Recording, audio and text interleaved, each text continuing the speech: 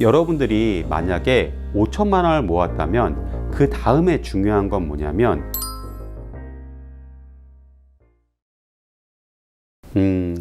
사실 분할 투자를 끝났다는 얘기를 지금 처음 들은 게 아니라 예전에도 들었던 것 같아요. 그러니까 제가 2015년도에 나는 부동산과 맞벌이 한다라는 책을 낸 적이 있어요. 근데 그때 많은 분들이 아니 부동산 투자 이제 끝났는데 왜 이런 책이 나오지? 라는 얘기를 했었어요. 그러니까 왜냐하면 그때가 부동산 하락장이 시작하고 한 5년 정도 계속 하락을 하다 보니까 많은 분들이 이제 부동산이 끝난 게 아닌가? 이런 얘기를 하셨거든요. 근데 그때 책을 보고 나서 투자하신 분들은 되게 많은 돈을 벌었어요. 심지어 어떤 분은 5천만 원으로 투자를 하셨는데 그때 이제 한 10억 정도 차익을 내신 분도 계시거든요. 워런 버핏이 이런 말을 했어요.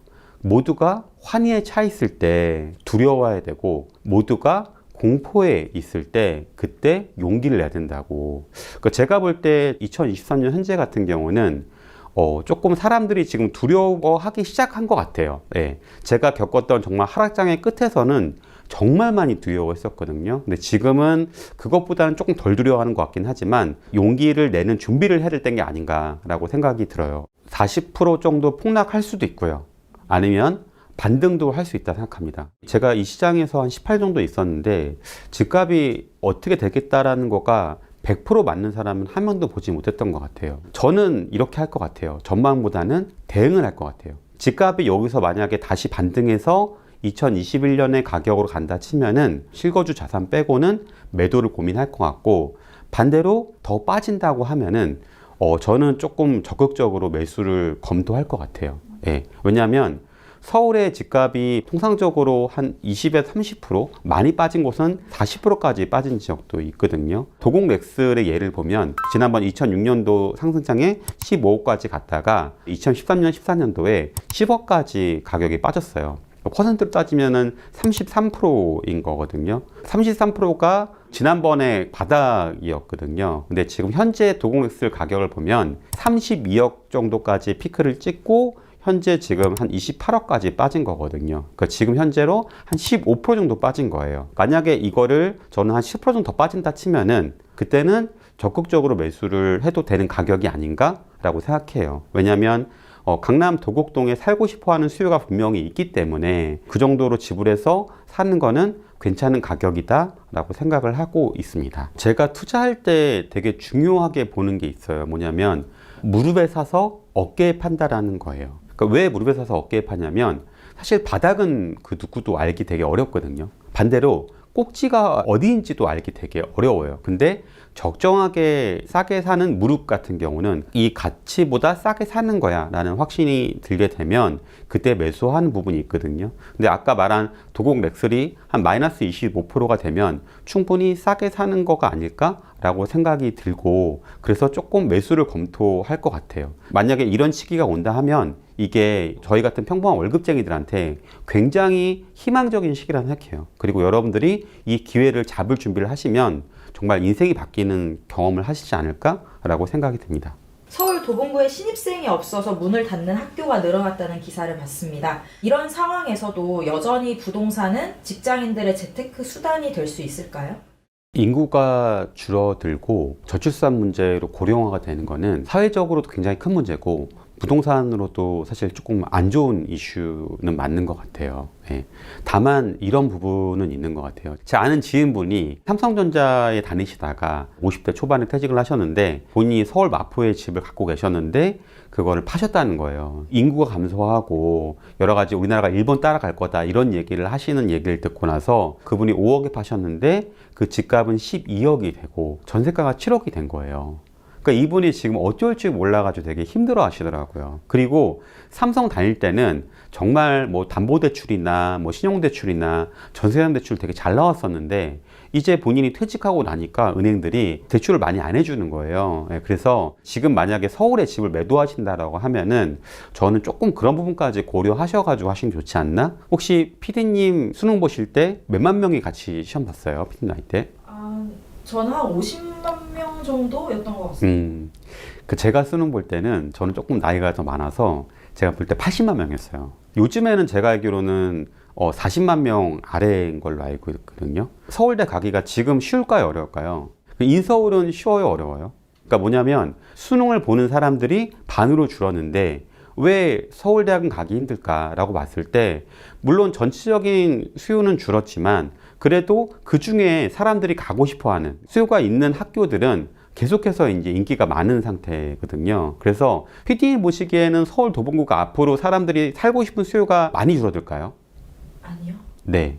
사실 우리나라의 회사의 대부분이 서울에 있고 편의시설이 사실 서울하고 지방하고 굉장히 큰 차이가 있거든요. 그래서 제가 볼 때도 서울에 살고 싶어 하는 수요들이 있을 것 같아요. 그래서 길게 봤을 때 인서울대학교의 인기가 뭐 아직까지는 유지되는 것처럼 서울의 아마 아파트 가격도 인기가 유지될 거라고 생각해요. 다만 지방에 있는 학교들 굉장히 많이 이렇게 폐교되잖아요. 그런 것처럼 인구가 굉장히 적은 도시들은 앞으로 좀 집값이 되게 힘들어지지 않을까라고 생각이 듭니다. 맞벌이 부부 월급을 차곡차곡 아껴서 5천만 원을 모았어요. 다음에는 어떻게 불려나가야 할지 고민이 많은데요. 저희가 어떻게 전략을 짜면 좋을까요? 저한테 2014년 하반기에 이렇게 비슷하게 물어보신 분이 계셨어요. 그분이 신혼부부였고 직장생활 7년 정도 하신 분이었는데 정말 열심히 내가 오랫동안 대기업에서 일을 했음에도 불구하고 큰 돈을 모으지 못한 것 때문에 허탈하고 내가 열심히 일했는데 나한테 남은 게 뭐지? 이런 고민을 하시면서 좀 저한테 오셨던 것 같아요. 그래서 제가 그분께 재무 상담을 해드리고 그분이 6년 만에 100억을 모으셨어요. 예. 그분이 누구실 것 같으세요? 예, 맞아요. 너나이님이에요. 여러분들이 만약에 5천만 원을 모았다면 그 다음에 중요한 건 뭐냐면 돈이 일하게 하는 거예요. 예. 돈이 일하게 한다는 건 무슨 말이냐면 내가 회사에서 일을 하지 않아도 그런 순간에도 돈이 나한테 들어오게끔 만드는 거거든요. PD님 혹시 지금 돈이 일하게끔 하고 계신가요? 네, 주식으로 일하고 있습니다. 아, 그래요? 그럼 주식에서는 수익이 좀 낮았어요? 지금 2천만 원 들어가서 마이너스 20% 정도입니다. 아, 그거는 그러니까 돈이 나를 위해 일하는 게 아니라 피디님이 2천만 원 투자했는데 마이너스 20% 마이너스 400만 원이 난 거잖아요. 그럼 내가 그걸 몸으로 일해가지고 메꿔야 되는 거거든요. 그러니까 수동소득이라는 거는 아까 말한 것처럼 내가 2천만 원 투자했다면은 그거 이상으로 나한테 수익이 들어오게끔 만드는, 내가 일하지 않아도 들어오게끔 만드는 게 굉장히 중요해요. 다들 이런 뭔가 수동소득, 그러니까 일하지 않아도 얻는 소득을 얻고 싶어 하실 거예요. 여기서 중요한 건 내가 그런 수익률을 낼 줄 알아야 돼요. 적어도 수익률을 10% 이상 낼 수 있는 투자를 배우셔야 돼요. 여러분들이 5천만 원을 모은 다음에는 돈을 버는 거를 지나서 돈을 어떻게 불릴지를 배우시는 게 굉장히 중요합니다. 그럼 어떻게 너나이님은 100억 자산가가 되신 거예요? 그 6년, 7년 시간을 되게 짧게 얘기하기는 어려울 것 같고요. 나이님이 제일 먼저 했던 걸 말씀드릴게요. 나이님이 제일 먼저 했던 거는 제 책 나는 부동산과 맞벌이 한다를 읽었고 그 다음엔 제 강의인 열반스쿨 들었어요. 그리고 그 책과 열반스쿨에 나온 내용대로 나이님은 정말 성실하게 5년, 6년간 계속해서 투자 공부를 하고 투자를 했어요. 그 성과가 잘 나와서 100억의 돈을 벌게 된 것 같아요. 지금처럼 전세도 떨어지고 매매도 떨어지는 하락장에서 투자를 하는 건 좀 위험하지 않을까요? 맞아요. 사실 지금 시기가 제가 예전에 투자를 시작했을 때랑 굉장히 비슷하거든요. 제가 투자를 시작하고 나서 얼마 뒤인 2009년부터 하락장이 됐어요. 근데 그때 되게 신기한 게 뭐냐면 제가 분명히 경매로 물건을 시중 가격보다 더 싸게 샀거든요. 근데 가격이 더 빠지더라고요. 왜냐면 하락장이 되면서 가격이 싸게 사는데 더 빠지더라고요. 저도 너무 힘들어가지고 중간에 포기하려고 했었거든요. 근데 지금 생각하면 그때 포기했으면은 제 인생이 바뀌었을까? 제가 대기업을 다니고 연봉을 잘 받고 있지만 그럼 그 돈을 모아서 내가 정말 서울에 집 한 칸 살 수 있을까? 라고 생각했을 때 저는 아니었던 것 같아요. 제 월급을 꾸준히 모으고 투자 공부를 계속 꾸준히 이어나가기 때문에 다음 상승장까지 제가 버텼기 때문에 아마 이런 기회가 오지 않았을까라고 생각하고 되게 중요한 게 뭐냐면 내 소득에 뚜껑이 있으면 안 돼요.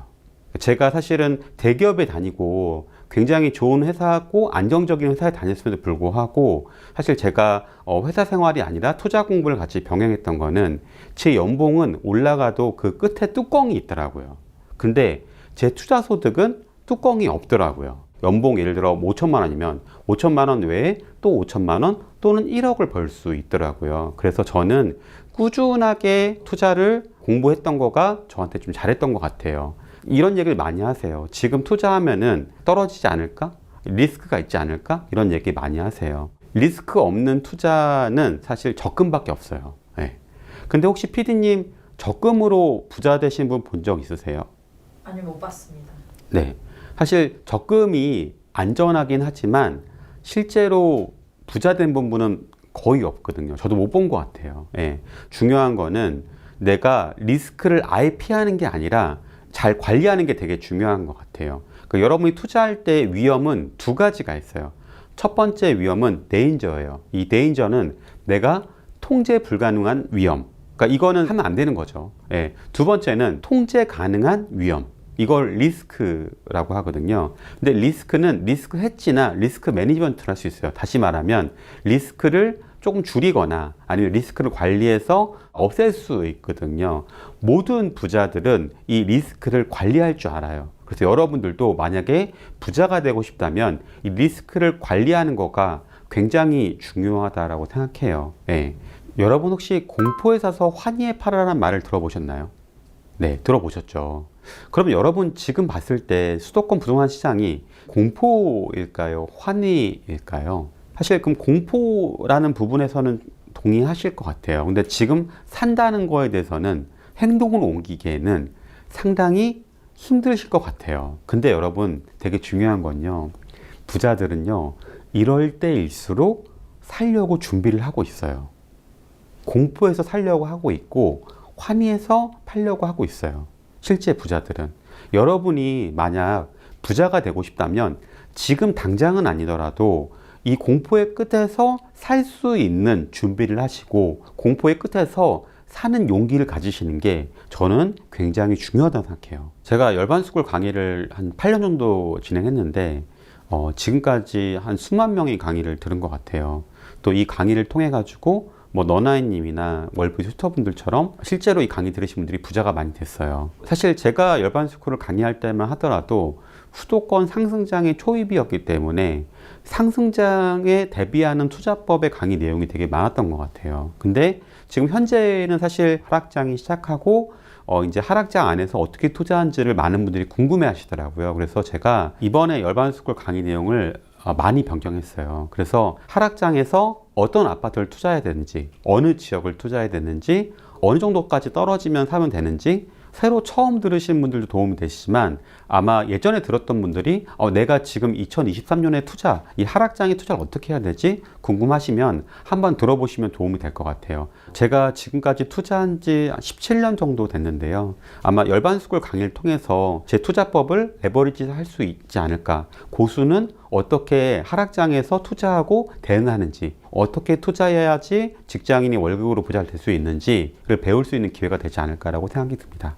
제 주변에 이런 분들이 계세요. 나는 5년간, 10년간 정말 열심히 일했는데 나한테 남는 게 없다. 내가 월급쟁이로 정말 열심히 일했는데 서울에 내 집 한 칸 마련하기 되게 어렵네 라고 하신 분들이 계세요. 혹시나 내가 지금 열심히 사는데도 내 인생이 왜 달라지지 않지? 라고 하는 거에 대해서 조금 어려움이 있다면 저는 이 강의가 여러분들께 도움이 될 거라 생각합니다. 그 로버트 기요사키의 부자 아빠 가난한 아빠가 미국에서 부자 되는 법을 알려줬다면 제 열반스쿨은 한국에서 월급쟁이로 부자 되는 법을 알려주는 강의라 생각해요.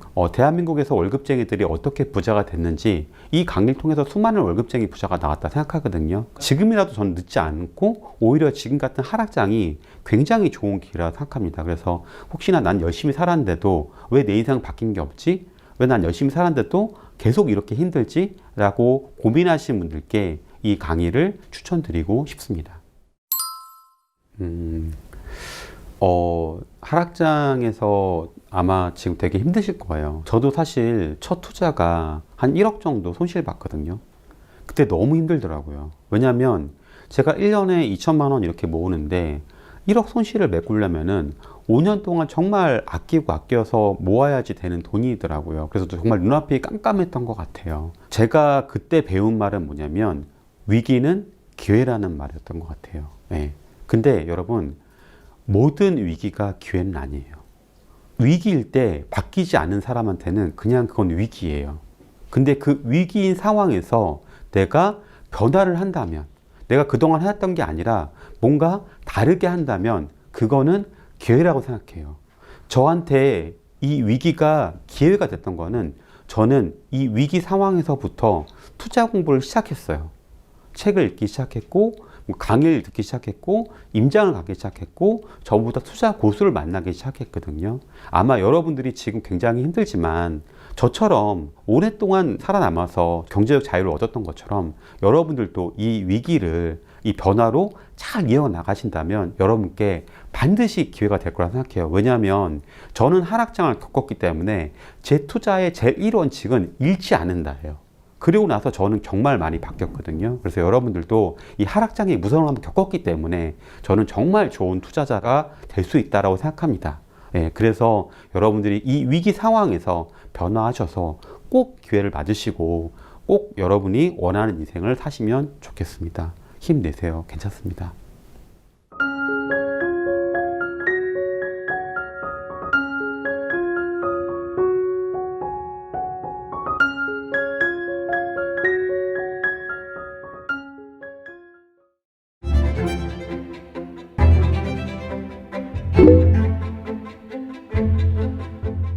우연찮게 강변북로를 이렇게 지나가고 있는데 정말 그 강남의 아파트들이 정말 많이 보이더라고요. 와, 저렇게 집이 많은데 왜 내 집은 하나도 없지? 저걸 살려고 하면은 왜 나는 몇십 년의 월급을 모아야 되지? 라고 되게 좌절했던 시기가 있었던 것 같아요. 그래서 제가 오늘 준비한 얘기는 내 집 마련 한 채로 직장인이 부자 되는 법에 대해서 준비를 했습니다. 안녕하세요. 너관합니다. 월급쟁이 부자들 TV가 구독자 100만 명이 달성되었습니다. 감사드립니다. 네. 구독자분들한테 어떤 선물을 드릴 수 있을까라고 고민하다가 재테크, 부동산 관련 질문을 받아서 답변 드리는 시간을 준비했습니다.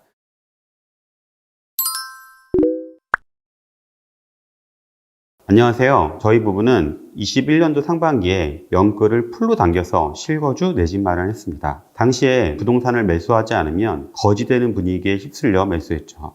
매수하고 나서야 입지가 좋지 않은 아파트를 비싸게 샀다는 것을 깨달았습니다. 그 후 가격이 오르듯 하더니 지금은 저희가 산 가격에 1억 원이나 떨어진 상황입니다. 너바나님, 21년도에 꼭지 잡은 저희 연끌 부부를 구해주세요. 저희 질문은 다음과 같습니다. 첫 번째, 실거주 집값이 21년도 가격으로 돌아와지길 기도하며 장기적으로 여기서 거주하는 게 맞을까요? 아니면 따로 투자금을 모아가면서 다른 아파트에 투자하는 게 맞을까요? 현재 임신과 출산으로 외벌이 상황이라 1년에 모을 수 있는 투자금은 많지 않습니다. 두 번째 고민은 1억 원 손실을 감소하고 대출을 좀 더 당겨서 상급지 아파트로 갈아타는 건 어떻게 생각하세요? 살고 싶은 상급지 아파트 가격이 하락한다면 현재 집을 팔고 갈아타는 게 맞을지 궁금합니다.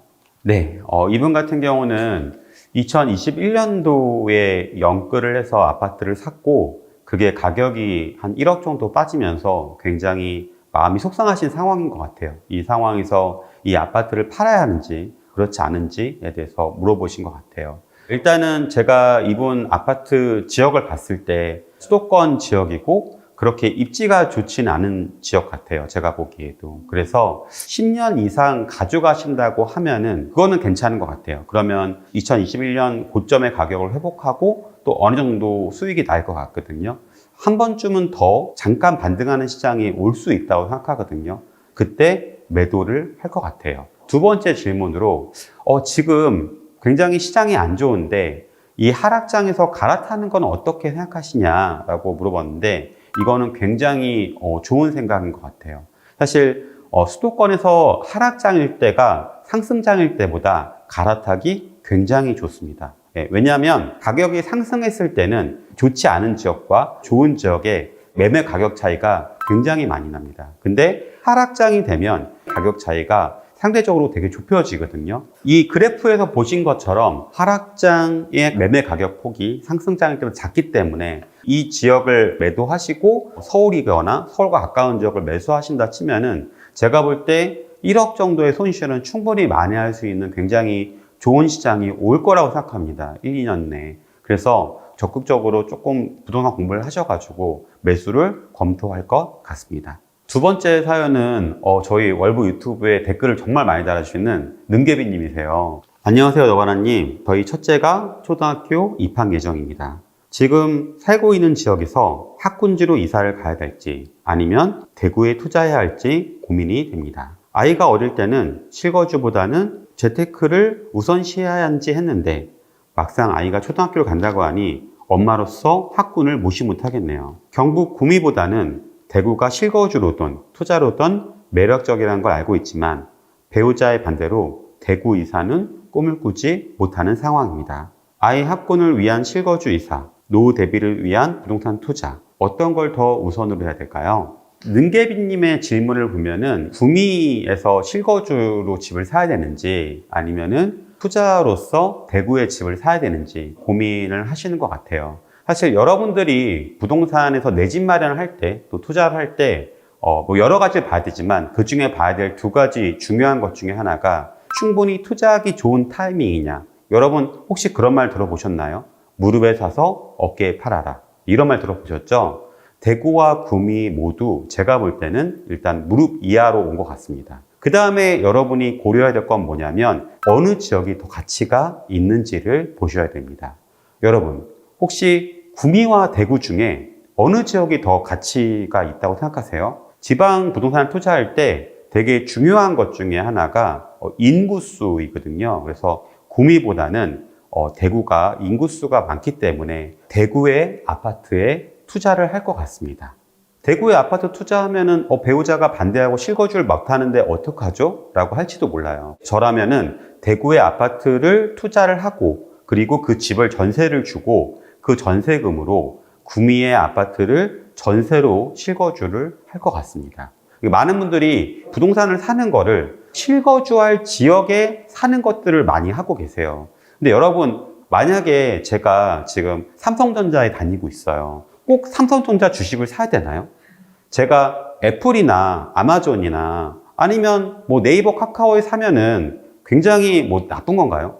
꼭 그렇진 않거든요. 그러니까 실거주라 투자는 여러분들이 꼭 삼성전자 다닌다고 해서 그 회사 주식을 살 필요는 없잖아요, 사실은. 그래서 내가 이거를 5년 뒤, 10년 뒤에 어디를 한 게 더 잘했냐라는 관점이라면 저라면 구미보다는 대구 아파트에 투자를 할 것 같고 대구 안에서도 가급적이면은 좋은 지역 순으로 내가 투자할 수 있는 금액 순으로 투자할 것 같습니다. 다음 질문은 끈 부자 은퇴님께서 보내주신 사연입니다. 안녕하세요, 너바나님. 월부 유튜브에서 진심으로 조언해 주시는 너바나님, 너나이님, 포크드림에 반해서 월부닷컴에 가입한 50대 아줌마입니다. 월부에서 1년간 내 집 마련반, 열반 기초반, 열반 중급반을 들으면서 내 인생에서 가장 알찬 시간을 보내는 것 같습니다. 저는 지금 서울 구로동 나홀로 아파트에 거주 중입니다. 나홀로 아파트라 그런지 거래도 잘 안 되고 가격도 잘 오르지 않아요. 내가 왜 나홀로 아파트 샀을까 정말 후회가 많이 됩니다.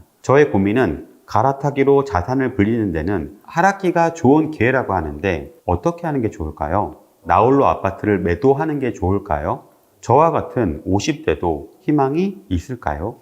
이분께서는 일단 지금 50대이시고 현재 종잣돈이 5천만 원 정도 있으시고 연 3천만 원 정도 모을 수 있는 분인 것 같아요. 나홀로 아파트를 잘 모르시는 분들은 어떤 단점이 있지? 라고 하시는데 사실 나홀로 아파트가 상대적으로 대단지 아파트보다 가격이 떨어집니다. 그 이유가 왜냐면 대단지 아파트 같은 경우는 그 주변에 뭐 상가나 편의시설이 되게 잘 돼 있어요. 그리고 상대적으로 대단지 아파트들이 관리비가 굉장히 저렴합니다. 예, 그리고 가장 치명적인 단점이 있어요. 그게 뭐냐면 상승장에서 대단지 아파트보다는 가격이 잘 오르지 않습니다. 그리고 두 번째는 황금성이 좀 떨어져요.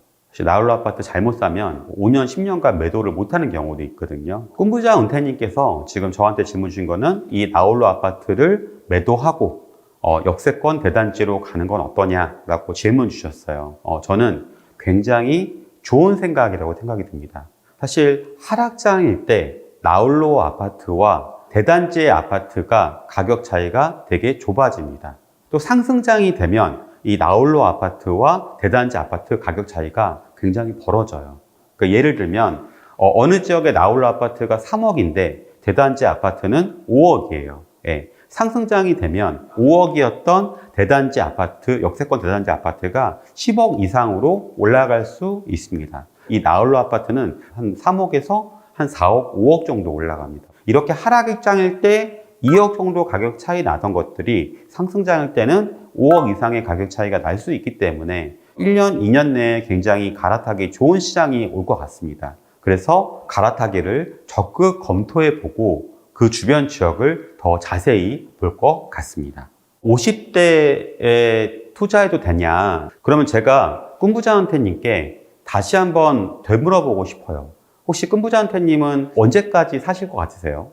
80대? 90대? 그렇다라고 하면 아직 내 인생이 아직 30년, 40년 남은 거잖아요. 뭔가를 내가 시작하기에는 늦은 나이는 아닌 것 같아요. 충분히 시작해도 되는 나이라 생각을 하고 늦지 않았다. 지금 하셔도 괜찮다라는 생각이 듭니다. 되게 좋은 질문인 것 같아요. 사실 지금 이렇게 하락장이 오게 되면 아파트를 매매하고 전세를 사는 게 낫지 않냐라고 하는 거는 저는 굉장히 합리적인 선택인 것 같아요. 다만 중요한 거는 언젠가는 내가 내 집을 마련하는 게 되게 중요한 것 같아요. 왜냐하면 예전에 이제 제 지인분 사례를 말씀드리려고 하는데 제 지인분이 용인 수지에 아파트를 가지고 계셨어요. 3억 이상의 아파트를 샀는데 이 아파트가 2.3억까지 빠지면서 이분이 굉장히 좀 공포스러웠고 힘들었기 때문에 아파트를 매도를 합니다. 매도를 하고 전세로 가요. 전세가 1.5억이었어요. 2년 지나고 나서 보니까 하나도 오르지 않게 됐죠. 이게 어떻게 보면 이분의 예상과 밖에 된 거죠. 이분이 예상 못한 부분들이 있어요. 그러니까 어떤 부분이 있었냐면 그 전세금이 1.5억에서 1.6억으로 약 2년 동안 1,000만 원이 오른 거예요. 네. 그리고 나서 또 2년이 지났어요. 근데 2015년이 되니까 이분의 예상과 다르게 이 수지 아파트가 2.3억에서 3억이 됩니다. 그러니까 7천만 원 정도 올랐죠. 이분이 예전에 매수했던 가격이랑 비슷한 가격까지 올라간 거예요, 다시. 매매가도 매매가인데 전세 가격이 2.5억까지 오르게 된 거예요. 사실은 이분 입장에서 되게 이게 당황스러운 게 뭐냐면 이분이 1년에 한 2천만 원 정도 모으는 분이었거든요. 돈 모으는 게 쉬우세요? 어려우세요? 어렵죠. 아낄 거 되게 아껴가지고 아이들한테 뭔가 옷 사준다거나 내가 뭐 치킨 먹고 싶은데 뭐 떡볶이 먹는다거나 뭐 이렇게 하면서 되게 아꼈는데 그 돈이 전부 다 전세금으로 올려주게 돼버린 거예요. 또 그게 2년이 지나고 나니까 매매가가 3억에서 3.5억이 됩니다. 그리고 2021년이 됐는데 2021년이 이 매매가가 3.5억에서 7억이 됩니다. 사실 2019년도라도 이분이 3.5억에 샀으면 3억 5천이라는 10년 동안 급여를 모아도 벌 수 없는 금액을 사실 벌 수 있었는데 이분은 그 기회를 놓치게 된 거죠. 전세를 살면 어떠냐? 그것도 되게 합리적인 선택이라고 생각이 들어요. 근데 하지만 지금까지 서울이나 수도권을 봤을 때 전세 가격은 계속 올라왔거든요. 여러분들이 그런 부분들을 놓치고 나는 그냥 전세 살아야지라고 한다고 하면은 그 전세 가격을 어떻게 올려주지? 이런 고민들을 하셔야 됩니다. 아무리 요새 메타버스의 시대네, 챗 GPT의 시대네라고 얘기하지만 두 발 벗고 자야 될 부동산은 필요하거든요. 내가 언젠간 매수를 할 거고 내가 어느 지역에 매수를 하면 좋은 선택인지 공부를 해두시는 게 굉장히 저는 중요하다라고 생각이 듭니다.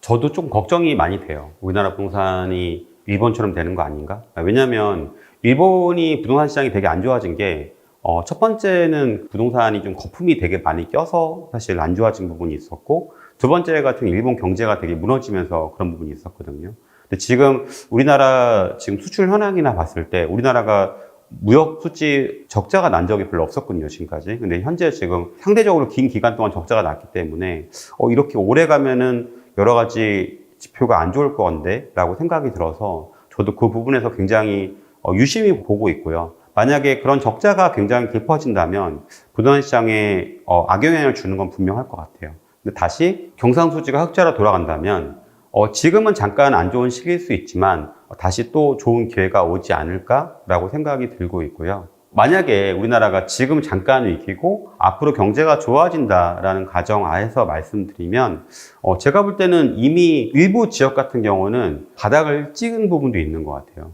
정말 이때 기회를 잡았어야 되는 지역도 있었는데 이미 좀 놓친 부분도 있는 것 같아요. 제가 볼 때는 충분히 뭐 2, 3년 내에 충분히 싸고 좋은 가격의 부동산을 매수할 기회가 많이 올 것 같거든요. 그래서 그런 부분에서 본다고 하면은 지금은 오히려 너무 두려워하기보다는 잘 준비해야 될 때가 아닌가. 그러면 지금 이렇게 시장이 되게 안 좋을 때는 어떤 부동산을 사면 되냐? 그 부분은 제가 이따 뒤에 말씀을 드리도록 하겠습니다.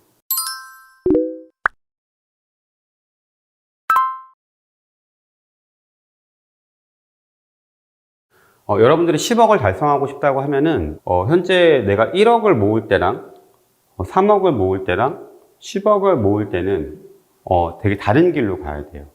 네, 이게 되게 중요합니다. 그러니까 처음에 3천만 원까지는 제일 중요한 거는 일단은 절약이에요.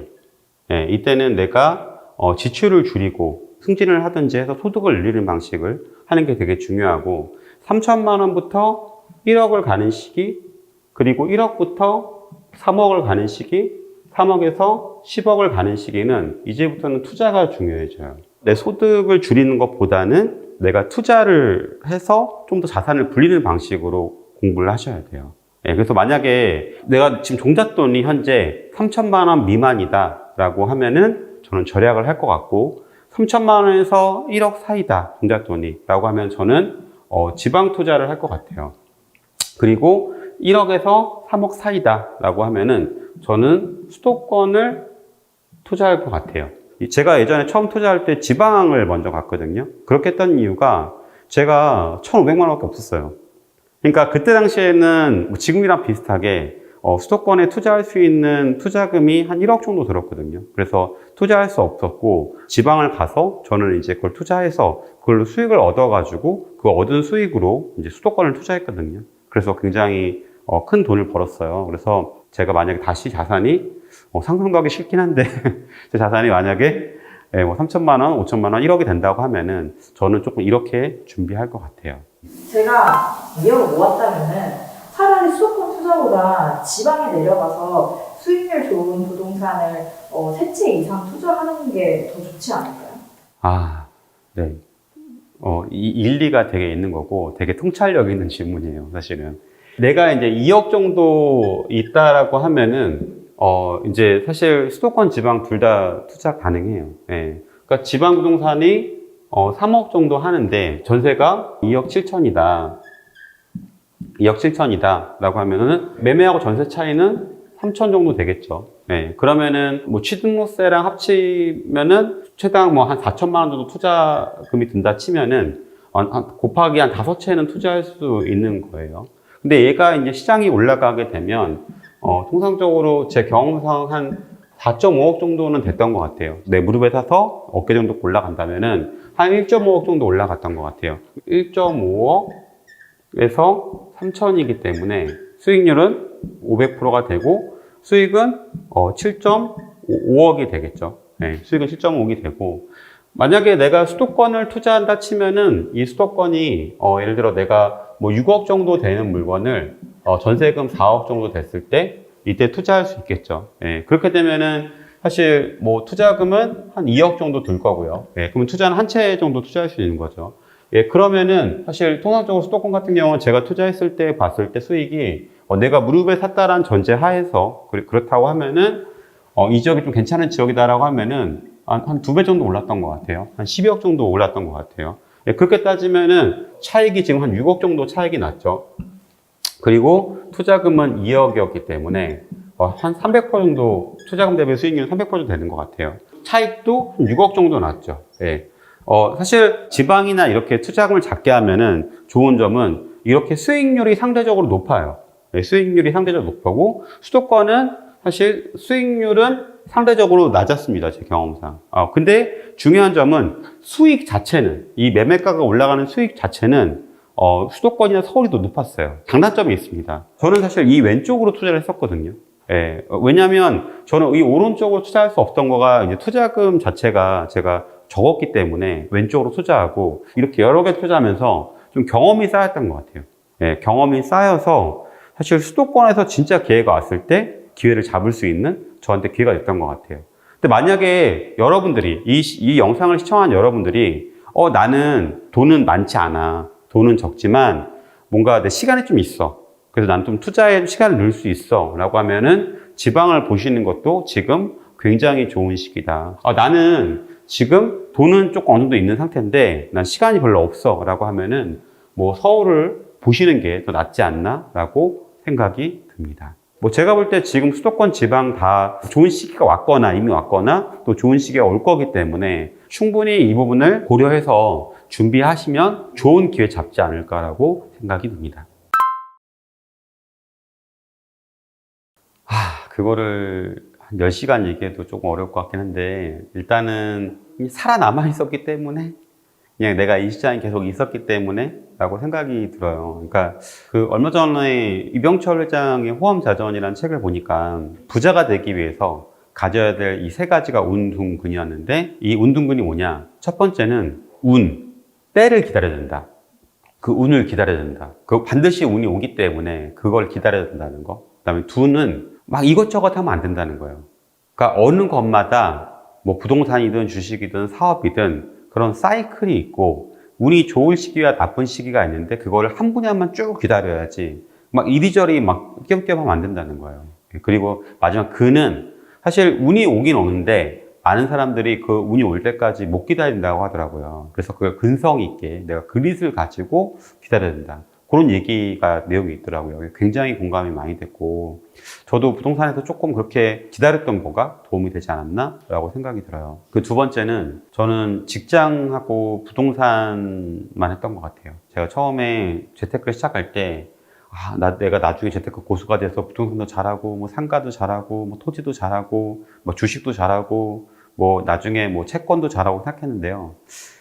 제가 좀 능력이 부족해서인지 부동산 하나 잘하는 것도 굉장히 어렵더라고요. 네, 그래서 근데 이것들을 계속 꾸준히 파다 보니까 제 실력이 쌓이더라고요. 네, 제 실력이 쌓이니까 남들보다는 그래도 좋은 수익을 낼 수 있는 실력을 가지고 있던 것 같아요. 마지막으로 어떻게 하면 제일 중요한 건데 제가 잘했던 것 중에 하나는 뭐냐면 저는 매년 투자했어요. 상승장이든 하락장이든. 네, 거의 한 해도 쉬지 않고 제가 생각하는 100억 정도 이상의 자산을 가질 때까지는 매년 투자했던 것 같아요. 네, 그래서 근데 그 부분이 굉장히 큰 도움이 됐어요. 왜냐하면 이 투자에 대해서 제일 중요한 거가 뭐냐면 회고 또는 복귀거든요.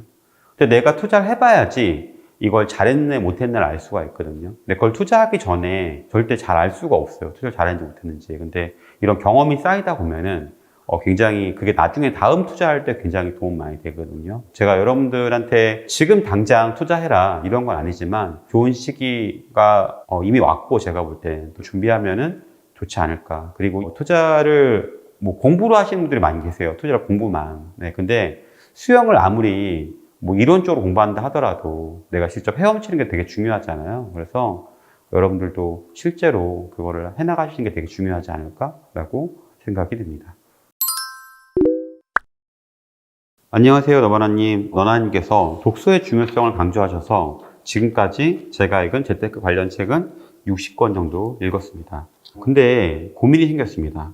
이 다음에 제가 뭘 해야 될지 솔직히 모르겠습니다. 제 계획은 5월에 시작하는 너바나님의 열반스쿨을 들어보려고 해요. 근데 제 고민은 지금 서울 아파트를 매수하고 강의를 들으면 어떨지 아니면은 열반스쿨을 듣고 나서 투자를 하면 어떨지 고민이 됩니다. 어떻게 하는 게 좋을까요? 왕초보 워킹맘도 충분히 들어도 되는 강의일까요? 열반스쿨 강의를 통해서 제가 드리려고 하는 건 이런 거예요. 사실은 직장인들한테 이 내 집 마련이라는 게, 이 자산소득이라는 게 사실 내가 어느 직장에 다니냐만큼 굉장히 중요하다고 생각하거든요. 예. 그러니까 같은 직장에 다니다 하더라도 사실 내가 내 집 마련을 뭐 강남에 했는지 아니면 다른 지역에 했는지에 따라가지고 굉장히 차이가 많이 나잖아요. 저는 열반스쿨을 통해서 여러분들이 내 집 마련을 지금 만약에 준비한다고 하면은, 갈아타기를 한다고 하면은 어느 지역이 좋을지, 어떻게 하는 게 현명한지에 대해서 알려드리려고 하고 있고, 두 번째는 사실 또 그런 분들도 있는 것 같아요. 내가 직장을 되게 열심히 10년간 다녔는데 뭔가 노후 준비가 안 됐다. 내가 회사를 끝마치고 나면 내가 10년 뒤에는 어떤 일을 할 수 있지? 라고 고민하시는 분들이 계신 것 같아요.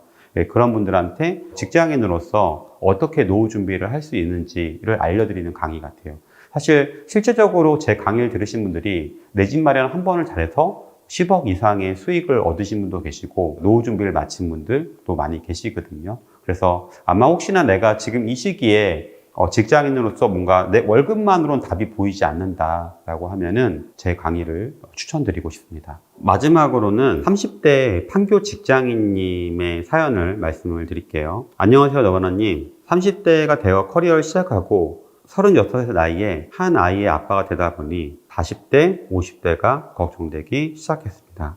아이가 20살이 되는 제 나이는 56세가 됩니다. 50대는 과연 내가 뭘 할 수 있을까? 이런 생각이 듭니다. 선배들을 보면 그 나이까지 회사를 다니는 분들은 계시지 않습니다. 그때는 이미 커리어에서 은퇴할 나이인데 미래를 생각해 보니 막막하네요. 미래가 걱정인 30대 중반 아이 아빠에게 맞는 재테크 방법을 알고 싶습니다. 이 얘기를 들었을 때 되게 공감이 많이 됐어요. 왜냐면 저도 결혼하고 아이가 생기고 나서 되게 책임감이 많이 들더라고요. 근데 그때 우연찮게 강변북로를 이렇게 지나가고 있는데 정말 그 강남의 아파트들이 정말 많이 보이더라고요. 와, 저렇게 집이 많은데 왜 내 집은 하나도 없지? 저걸 살려고 하면은 왜 나는 몇십 년의 월급을 모아야 되지? 라고 되게 좌절했던 시기가 있었던 것 같아요. 그래서 두 아이의 아빠로서 이분의 얘기가 굉장히 공감이 많이 됐고, 그래서 그럼 제가 이분 상황이라면 어떻게 할까? 그래서 제가 오늘 준비한 얘기는 내 집 마련 한 채로 직장인이 부자 되는 법에 대해서 준비를 했습니다. 제가 회사를 다니면서 그 선배들을 보니까 참 동시에 같은 회사를 다니는데 되게 다른 모습의 결과를 가진 두 분이 계시더라고요. 예. 한 분은 직장 생활만 열심히 하셨어요. 뭐 회사 내에서는 되게 승승장구하시고 승진을 높은 자리까지 가신 분입니다. 다른 한 분 같은 경우는 사실 그분도 직장 생활 열심히 하셨는데 두 분이 좀 약간 다른 점은 뭐냐면 한 분은 내 집 마련을 하시고 한 분은 내 집 마련을 하지 않으셨어요. 그러니까 내 집 마련을 하지 않으신 분 같은 경우는 내가 50대가 되는데도 계속 전세금을 올려줘야 되니까 되게 많이 힘들어 하시더라고요. 예. 반면에 다른 한 분은 내 집 마련을 강남에 하셨어요. 예. 사실은 저는 좀 신기했어요. 왜 같은 회사에 다니는데 한 분은 아직 내 집 마련을 못 하시고 한 분은 강남에 내 집 마련을 하셨을까? 제가 내 집 마련을 강남에 하신 분을 조금 연구를 해봤어요. 그분 같은 경우는 되게 신기한 게 첫 번째 내 집 마련이 대구였어요. 예. 그분이 원래 대구에서 근무하셨기 때문에 대구에서 내 집 마련을 하시고 서울에 발령이 나니까 내가 살 수 있는 집이 일단은 서울은 조금 힘드셨던 것 같아요. 그래서 대구에 집을 팔고 나서 수원에서 내 집 마련을 하셨더라고요. 예, 수원에 내 집 마련을 하시고 그분 같은 경우는 두 분이 맞벌이셨기 때문에 돈을 차곡차곡 모으셨어요. 차곡차곡 모인 돈으로 대출 받아서 집을 살 수 있으면은 계속해서 옮겨 다니셨더라고요. 예, 처음에 수원에서 내 집 마련하시고 그리고 몇 년 뒤에 상급지로 갈아타기를 하시고 그리고 또 몇 년 뒤에 돈을 모으셔가지고 다시 과천으로 내 집 마련을 하시고 나중에 또 돈을 모으셔가지고 결과적으로 강남으로 들어오시게 된 거예요. 한 분은 아직 곧 은퇴를 앞두고 있는데 내 집이 없는 상태시고 한 분은 강남에 이제 살게 되신 거죠. 예. 지금 내 집 마련을 못 하시는 분 같은 경우는 되게 마음이 안타까운 게 그분은 내 노후에 어떡하지? 내가 지금 계속해서 뭐 내 집 전세금 올라가고 있고 내가 나중에는 전세금 올려주기도 힘든데 어떡하지? 이런 고민을 하고 계시고 또 다른 한 분 같은 경우는 내가 강남에 집이 한 채 있으니까 그 집 한 채를 매도하고 조금 더 가격이 싼 곳으로 실거주 이사를 하고 그 노후 자금으로 이제 노후 준비를 하면 되겠구나 라고 생각을 하시고 되는 것 같아요. 이 두 분의 차이가 뭘까? 같은 직장을 다녔는데 두 분의 차이는 사실 재테크에 대한 관심이었던 것 같아요. 재테크에 대한 관심을 가진 분은 계속 관심을 가졌기 때문에 내가 이사를 하고 상급지로 갈아타고 한 부분이 있고 다른 한 분은 내 일에만 빠지다 보니까 회사는 되게 컸지만 본인은 잘 못 챙긴 부분이 있는 것 같아요. 근데 저라면 만약에 제가 다시 30대로 간다면 재테크 공부에 더 집중을 할 것 같고 뭐 지금 당장은 아니더라도 올해 말 내년에 내 집 마련을 고민을 해볼 것 같아요.